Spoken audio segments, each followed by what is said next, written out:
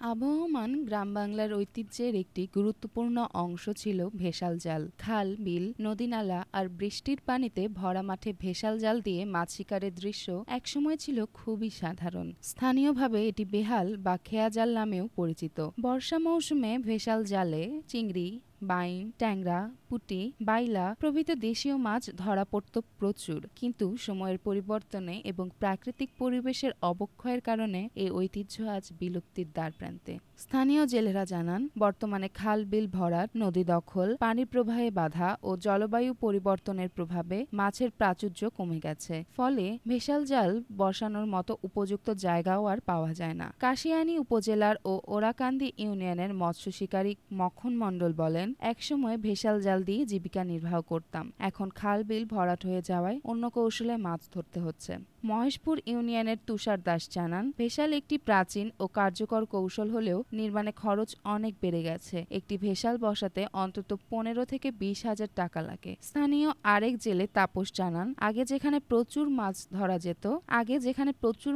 যেত এখন সারাদিন জাল বয়ে যে সামান্য মাছ মেলে তা দিয়ে সংসার চালানোই কঠিন। বয়োবৃদ্ধ আমিনুর শরীফ স্মৃতিচারণ করে বলেন, আগে গ্রাম বাংলার পথে হাঁটলেই ভেসাল চোখে পড়ত, এখন আর দেখা যায় না। খালবিল ভরাট হয়ে যাওয়ায় দেশীয় মাছের সংখ্যাও কমে গেছে। একসময়ের জনপ্রিয় মাছ ধরার এই কৌশল কালের বিবর্তন ও প্রাকৃতিক পরিবেশের ক্ষয়ের ফলে এখন প্রায় হারিয়ে যাচ্ছে। ঐতিহ্য ধরে রাখতে সংশ্লিষ্টদের প্রয়োজনীয় পদক্ষেপ নেয়ার দাবি স্থানীয় জেলেদের।